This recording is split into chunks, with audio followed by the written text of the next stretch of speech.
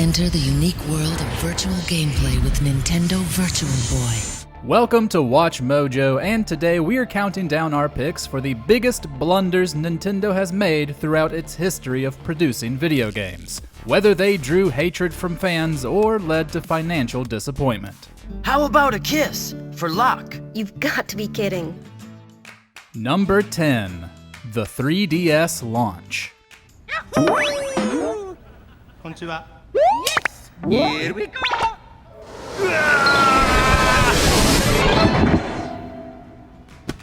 In 2011, Nintendo gave its own spin on 3D with its follow-up to the incredibly successful DS. And while the glasses-free technology was a novelty, it was also an expensive one. The 3DS launched at way too high a price point, 25,000 yen in Japan and $250 in the US.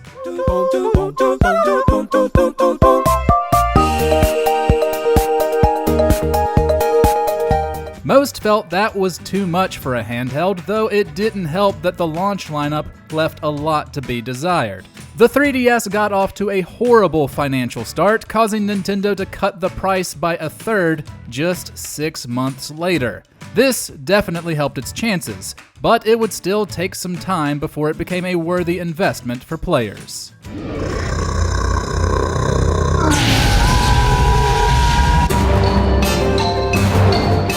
Number 9. Neglecting franchises.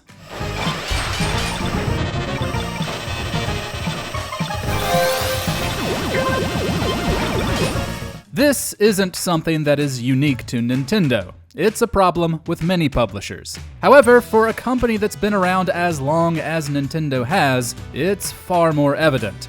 And it's a huge bummer. With every passing generation, there are still fans who hold out hope for a return of long-dormant franchises.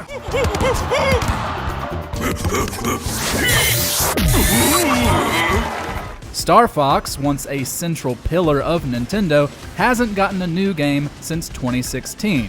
F-Zero got a Battle Royale spin-off that used SNES assets in 2023, but hasn't had a full new release since 2004. Kid Icarus has been gone since 2012, Punch-Out since 2009, and Mother since 2006.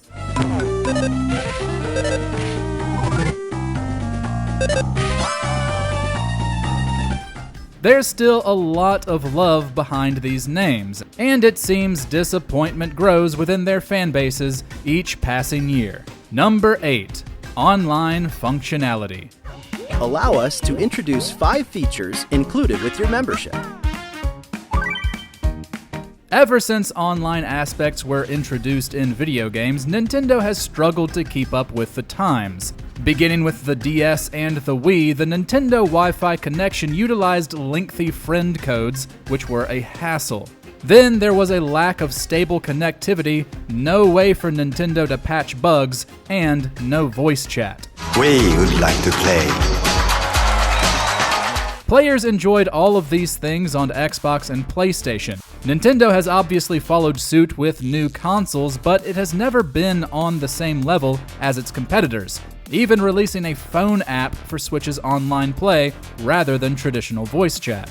While their games are great, this pattern has made them less prominent than they could be in the online multiplayer space, whether competitively or cooperatively. More games, more features, more fun. Nintendo Switch Online. Number 7. Attacking content creators.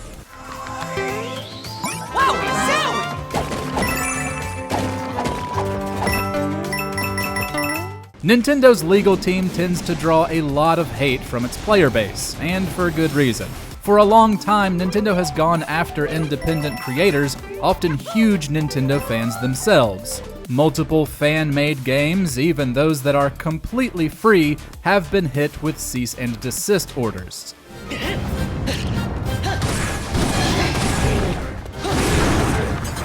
YouTube channels that simply post music from their favorite Nintendo IPs have been struck down with copyright claims.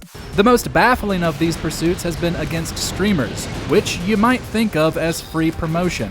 But if a streamer showcases a game in a way Nintendo deems inappropriate, like an older, more obscure title through emulation, they better buckle up. These types of decisions have wrecked Nintendo's public image for many.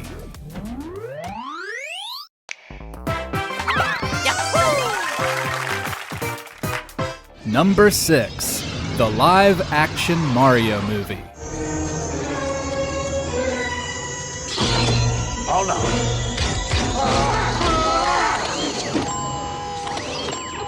Nintendo had no creative control over 1993's Super Mario Bros. Outside of merchandising, it willingly handed the reins over to the filmmakers, and everyone familiar with the movie knows how monumental a mistake that was. Multiple people who worked on the film have spoken about how messy the production was, including stars Bob Hoskins and John Leguizamo. We gotta do something. We tripped the alarm. What do you think I am, stupid? Yes, but how are we gonna get up, huh? Like Mom. It had little to do with the actual games, instead being a mishmash of ideas that was neither for kids or adults. Critics tore it apart, and it bombed at the box office, failing to make back its budget.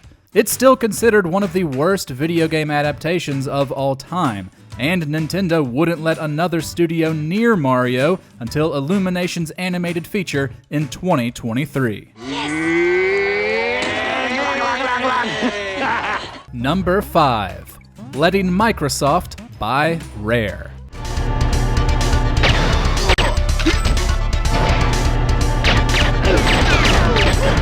Throughout the 90s and early 2000s, Rare developed some incredible games for Nintendo's platforms.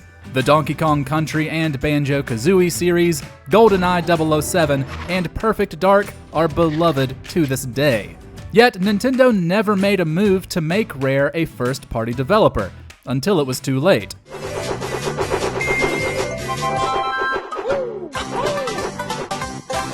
With development costs inflating, Rare needed a buyer to continue functioning. While Nintendo and Microsoft reportedly entered a bidding war, it was the latter who walked away victorious after shelling out $375 million. Nintendo should have tried to bring Rare into the fold long before this, something that co-founder Tim Stamper has expressed confusion over. Instead, it lost a trusted team to Microsoft.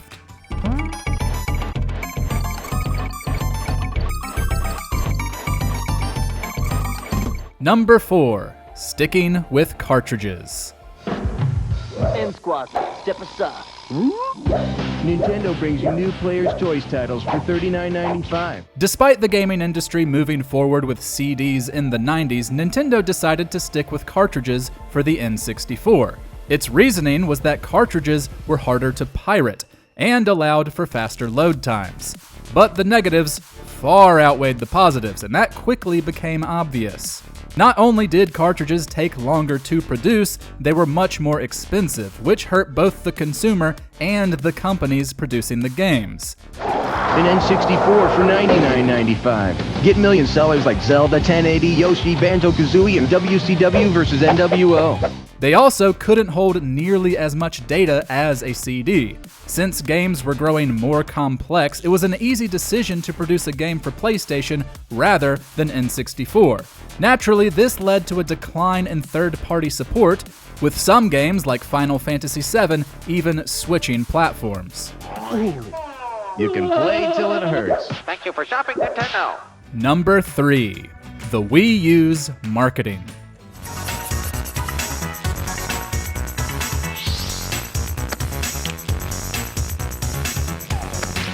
From the very beginning, the Wii U was doomed.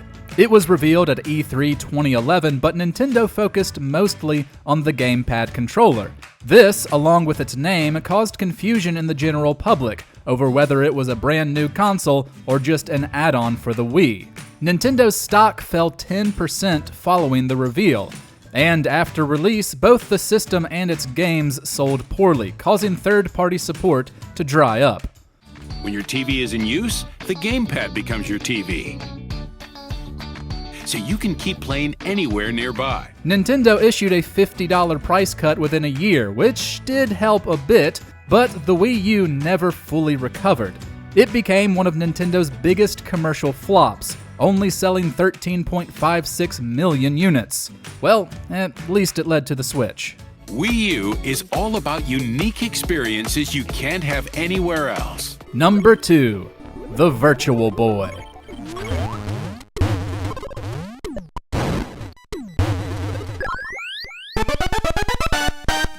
Even bigger of a failure than the Wii U is Nintendo's Virtual Boy.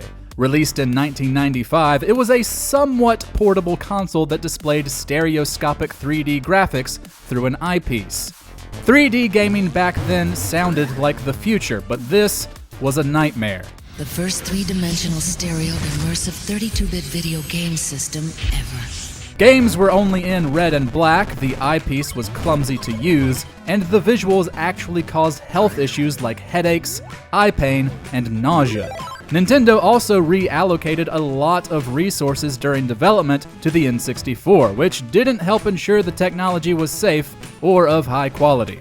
Unsurprisingly, the Virtual Boy sold less than 1 million units and was discontinued in a year, with only 22 games ever released. T&E ソフトが送るバーチャルボーイの決定版レッドアラーム。 Before we continue, be sure to subscribe to our channel and ring the bell to get notified about our latest videos. You have the option to be notified for occasional videos or all of them. If you're on your phone, make sure to go into your settings and switch on notifications. Number 1. Backstabbing Sony. When you decide to get serious, there's only one place to come, the games of Super Nintendo. In 1988, Nintendo entered a partnership with Sony. It would have produced a disc-based add-on for the Super NES, as well as a standalone console from Sony that played both the SNES carts and new disc games. However, at this point, Nintendo was enjoying its domination on the console market, and seemingly wanted to put Sony in its place. It backed out of the deal at the last second, instead taking a different deal with Philips. Gee, it sure is boring around here. This led to some infamously terrible Mario and Zelda games on the Philips CDI, which Nintendo had no part in. More importantly, Sony didn't just accept defeat. It went on to use its disc-based technology in its own console, the PlayStation. Nintendo's ego created one of its biggest competitors.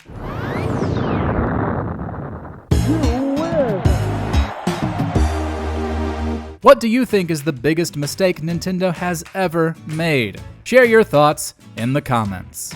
I believe it. You do? I believe. Did you enjoy this video? Check out these other clips from WatchMojo and be sure to subscribe and ring the bell to be notified about our latest videos.